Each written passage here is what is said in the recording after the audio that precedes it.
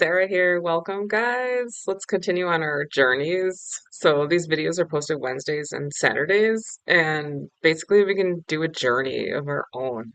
They're great topics, personal self-growth, and we can just stay on track and keep learning and growing. So, let's do this together. This is the Guided by AI channel. So, like, these slides are created by AI, but AI, I think, scoops from everything, right? From us, from humans. So it's good information, or we'll see, right? We'll see what we like, what we don't, okay? The journey within, understanding parts work. I love parts work. How about you? Have you even heard of it? Like it was new to me a number of years ago, so no worries if you haven't heard about it. Stick around, you'll learn. The journey within, understanding parts work and the path to self-love. It's all about self-love. When you are connected to yourself, like in your heart, when you're being nice to yourself, you know, then everything goes better, right? And you can connect with others, you're not so triggered, all of this, right? Okay. Discover how our inner protective parts, our inner protectors, can transform from harsh critics into expressions of pure love through the powerful lens of internal family systems therapy.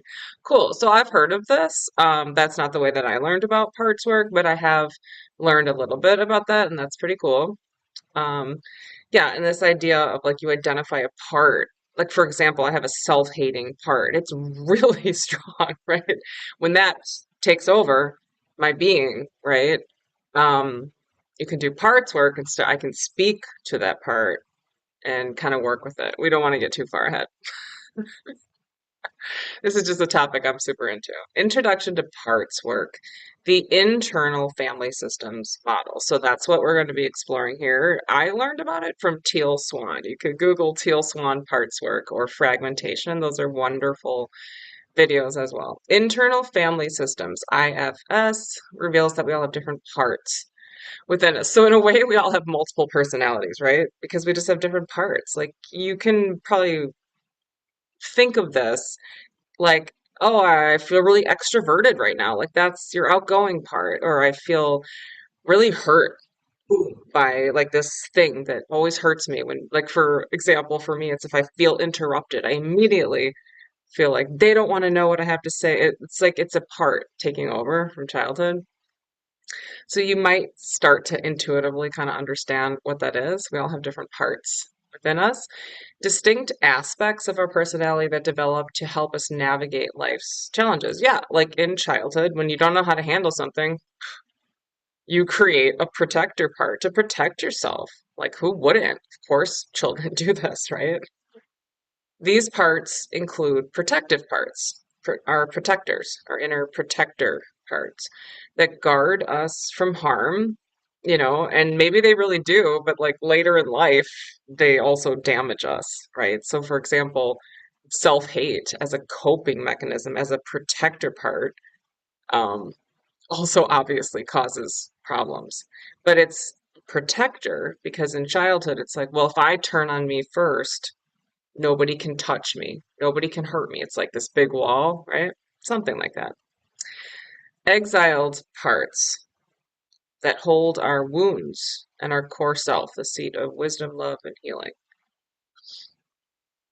Okay, so they are saying here that there are protector parts, exiled parts, and our core self. I mean, maybe higher self. The protective system, how our inner defenses function. I laugh because like I feel this so strongly when it happens. Defensive or it just takes over, right? Like so you understand, I'm sure. Like when you're triggered, like you feel different, right? It's a part that took over, a protective part. Managers, proactive protectors that try to control our environment to prevent pain and vulnerability. Aw, I mean it's understandable, right? That we do this. Firefighters, reactive protectors like that emerge when pain breaks through. So that would be like the lashing out if you happen to have that behavior at times, often using distraction or numbing. Yeah, food or sex or alcohol or, any of these things, TV. Common goal. Both types work tirelessly to keep our vulnerable, exiled parts safe from further harm. So, like, I learned through Isha Judd's system, I also really recommend that how to see what's underneath, right? What is that vulnerability underneath? And making that safe, right? Yeah. And then you feel better when you connect to that and are loving to that. Spotlight on the judgmental protector, origins and purpose. The judgmental protector emerges early in life as a survival mechanism. It learns that by being critical of ourselves and others, and my mom's really judgmental, and so I have this in me too. By doing that, judging others, judging ourselves, uh, you stay in control. You avoid disappointment. Develops from early experiences of criticism or perfectionism. Believes harsh judgment prevents mistakes and rejection. Creates an illusion of safety. That's key. I feel that because it's like when I'm triggered, when I have a protector part taking over, I think I'm making myself safe, right? But I'm causing damage to myself, to others, to relationships. So here it says creates illusion of safety through hypervigilance. Do you relate to that? I'm a Soma breath instructor and I got into that because I was searching for help for chronic fatigue. And that happens to be what I stumbled on and what works for me, right? And I mention that because this hypervigilance thing, it's like, okay, I'm 46 years old, so if you're younger, whatever, like if you're hyper vigilant, if you're kind of always watching, right? You're gonna wear yourself out. I mean, this is what happened to me. Like it will manifest in your body, as chronic fatigue or chronic pain or illness or whatever, right? Okay, masks deep vulnerability and fear of not being enough. Yeah. So my wonderful boyfriend says, he makes me say like, I am lovable. Can you say it? Like, say it with me. I am lovable, right? You can look at this image. You can look in the mirror and say, I love you and your name. Try it like every day for a week. Because some days it might be like, you might just cry. Like it might be really hard to look at yourself. And other days it might be like, I'm the freaking bomb. I I do love me. Behind the judgment, uncovering the fear and pain. Fear is hard to sit with. Like, I think it's so much easier to move sadness and anger. I can punch a pillow, I can move my physical energy, I can, cry. I love to cry. Like, it's such a release. Fear is harder to sit with. And the really vulnerable stuff, right? Surface behavior, critical thoughts, harsh self-talk. So my boyfriend does a lot with this. He creates sonic self-talk for people based off their limiting beliefs. It's really cool. He did it for me with worry, for example, and I can just let this run and run and run. It's the coolest thing ever. It's so helpful. Okay. Judging others, perfectionism, constant comparison. Underlying fear, fear of rejection, abandonment. This has to do with attachment, right? Being seen as flawed, losing love or connection, like, I need you, or I need space. Core wounds. Yeah, it's so interesting to trace things back. And it's so interesting to me how everybody's memory is different too. Like some people frickin' remember everything. And then there's people who don't. Like I don't remember much, right? And I know that can be a sign of like something bad having happened, like trauma, right? Or it might just be like I don't have great memory. I don't know, right? deep pain of not feeling worthy, lovable, or good enough as we naturally, yeah. But with the memory, I just think it's so interesting to trace things back. So when somebody as an adult has an issue, it's like, like, what does that bring up from your childhood, right? Or as you do that inner work, like, what images arise? So interesting. The transformation process. I love this image. Our business is called Emerging Forward. And, to emerge as a butterfly from a cocoon, from a caterpillar. I love that. I love that. The transformation process from protection to connection. So somehow you got to get at that vulnerability, right? For me, here's an idea. Like, I really like to express things in voice memos to get my thoughts out, right? You can try that. Sometimes that's less scary and you can like get your thoughts out as you communicate to someone. Recognize the part. Notice when the judgmental protector is active without immediately trying to change it. Yeah, I mean, the way I learned it is you talk to that part. You can write as that part, like, hey, I invite that part to completely take me over even more, and then write what they have to say, right? So, like, for example, my self-hating part, and I learned you can write with your non-dominant hand. So for me, my left hand, it's really hard, but like supposedly that kind of connects you more to that part. Appreciate its intention. Thank the part for trying to keep you safe. Oh, I like that because it causes so much damage, right? But really, it's trying to help you. Okay, listen with curiosity. Ask what it fears would happen if it stopped being so critical and vigilant. Offer new partnership. Show the part how it can contribute love and discernment instead of harsh criticism. Yeah, so I learned it like give it a different job, but not like you controlling it, right? Like really have a conversation, but you are the parent, but like really listen to that protector part, that child part. See if it can help keep you safe in a new, healthier way. Accessing self energy, the key to parts transformation. Yeah, so I just hesitate, like really, really speak with the part. Don't just try to change it, right? Like don't go too fast towards transformation. That happens sort of naturally as you have a conversation. You can even, I mean, I learned all this stuff from Teal, right? You can set a chair in front of you and imagine that part is there and you're speaking to it. Compassion, the natural warmth and understanding that flows when we connect to our core self. Yeah, I mean, I just wish this for everybody. It was so helpful to me, the Isha Judd system. And the Isha Judd system is like they might charge you for the initial seminar and then it's like free. Like a lot of I super recommend that. This really helps to get in, right?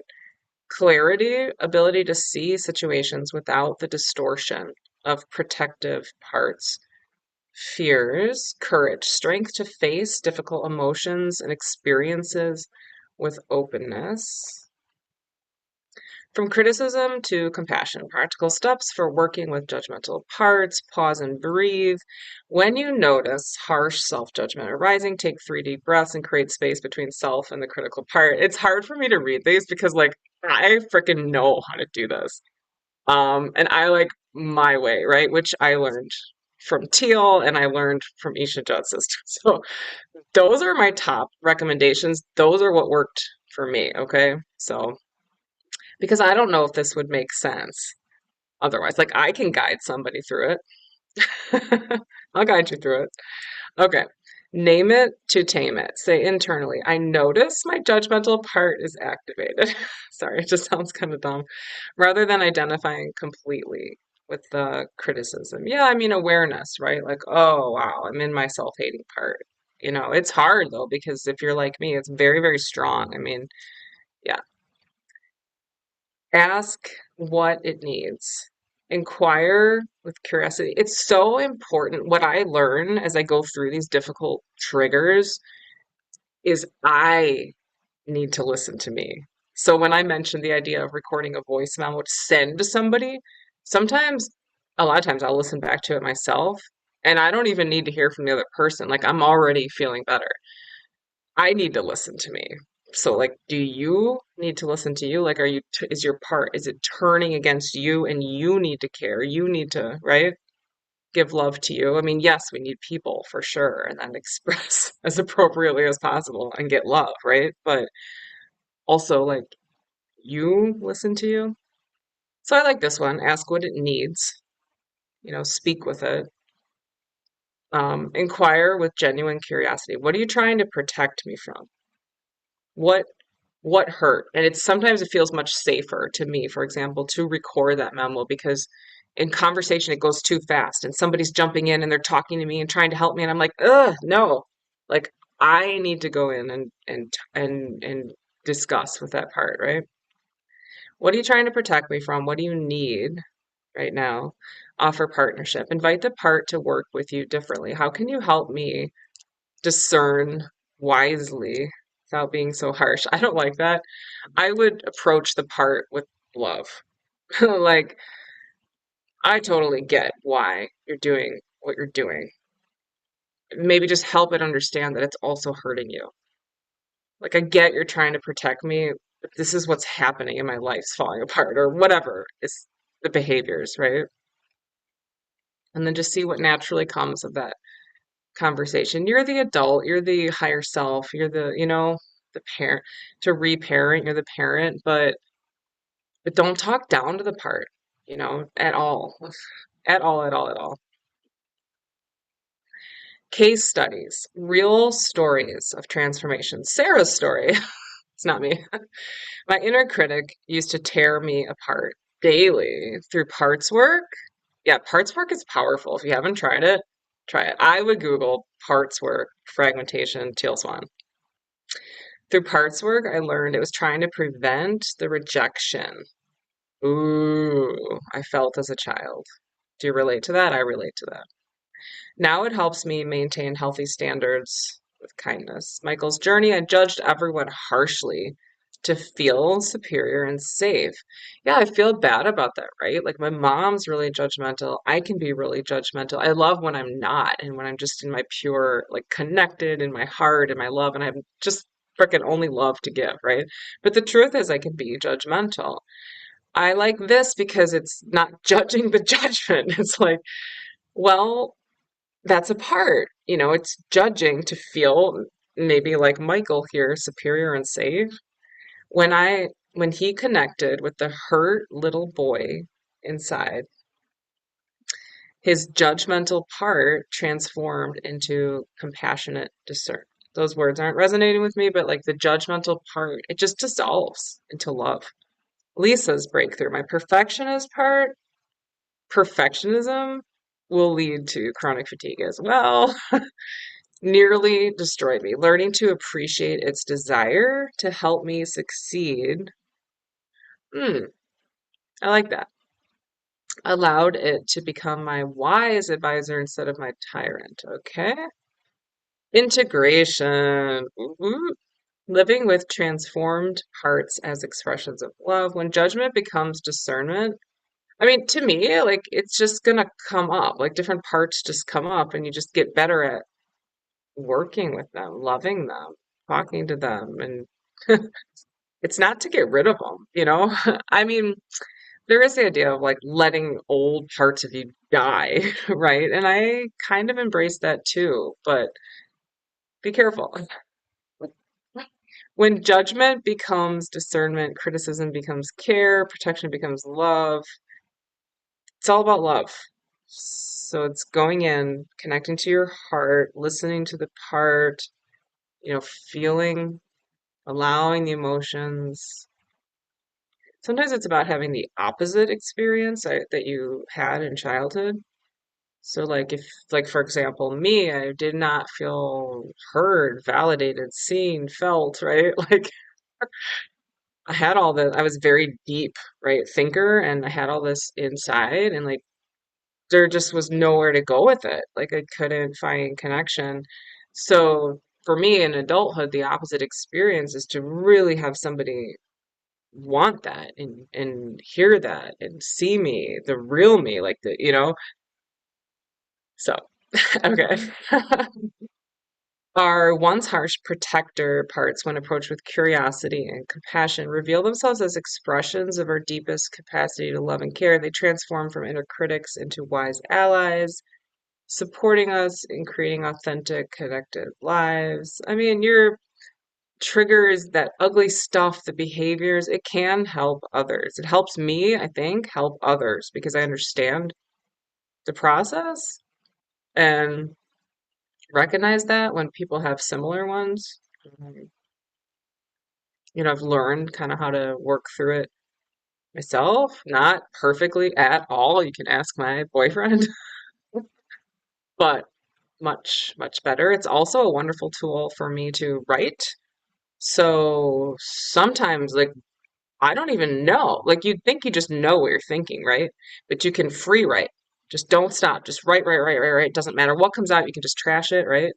Blah, blah, blah, blah, blah, blah, blah, blah. And then I'll look at that and I'll be like, oh my God, no wonder I'm miserable. Look what I'm saying to myself. And that's like, and then you could ask, what part is speaking? Like, what part is writing this stuff? Is it the self-hating part? What kind of parts? You can have many parts. Self-hating, outgoing part, ambitious, whatever, I feel like I identify with certain ages too. My 11-year-old self, my teenage self, my 5-year-old, like this kind of thing. Remember, every part of you, even the most difficult ones, carries the potential for love. I mean, everything is love. So it already is love. I mean, it's trying to care, it's trying to protect you. The journey of parts work is about coming home to the fullness of who you are. I just went to a beautiful retreat, and all the signs leading up to it were like, "You're home, welcome home." Oh, that's it. All right. So, hey, have you heard of parts work? Do you like it, hate it? Like, what's your experience with it? I'm hoping to engage with you guys. So please, put whatever in the comments, and I'll see you next time. Bye.